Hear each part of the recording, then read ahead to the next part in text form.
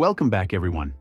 I just discovered an image-generating AI website called Piclumen.com that seems to have a lot of potential.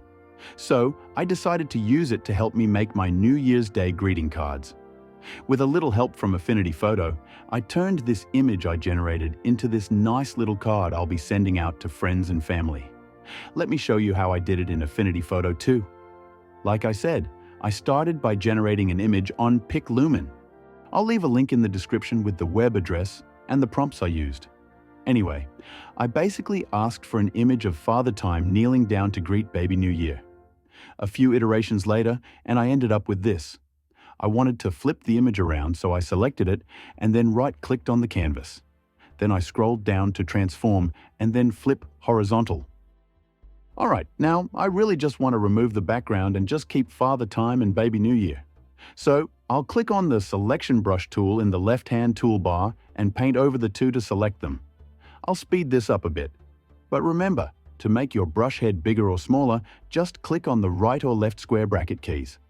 And to undo areas you've selected by mistake, you can hold the Option or Alt key while painting over sections you want to remove.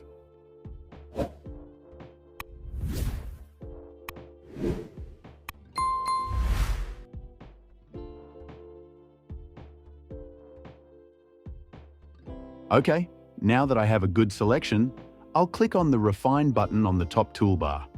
I'll just go over the old man's hair a bit with the matte adjustment brush to try to get in the fine details. Then, I'll go down to the Output drop-down and select New Layer with Mask and then apply to bake in the changes.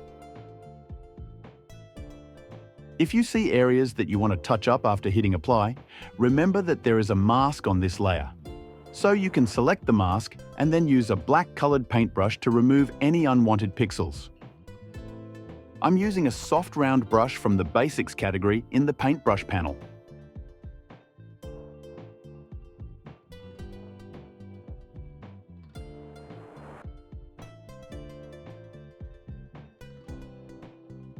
Or you can use a white-colored paintbrush to paint pixels back on that were removed by accident. One more time, when you have a normal white mask, black takes pixels off and white puts them back on.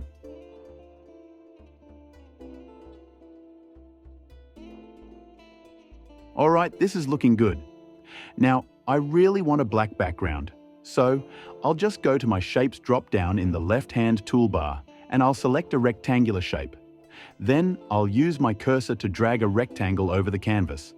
I'll drag the layer below the cutout layer, and then I'll use the little slider on the color wheel to change the rectangle from white to black. Okay, next, I'll select the cutout layer and then use the arrow-shaped Move tool in the left-hand toolbar to resize the image by dragging the corner nodes. And I'll click and hold while dragging to move the two into the center of the canvas. Alright, the next thing I'm going to do is to select the rectangle layer and then click the New Pixel Layer button at the bottom of the Layers panel. Then I'll select the cutout layer and do the same thing. I'm going to add a little fog effect, and this puts a place to paint it on in front of and behind our subjects. To create the foggy clouds, I'll go to my Brushes panel to the right of the Layers panel and I'll select a category called Dream Photography. You can download by going to the Affinity website's add-on tab and scrolling down to the bottom for some great free tools to use. Anyway, I'll select Fog 3 Brush Pressure, change the color to a light gray, and then select the paintbrush. I'll make the brush head smaller by clicking the left square bracket key a few times, and then I'll paint on a little fog in front of the subjects.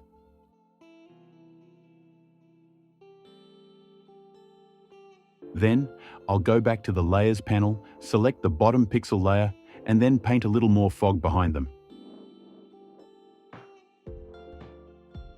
Alright, the last thing I want to do before I let you go is to create my own funny little speech bubble to the image.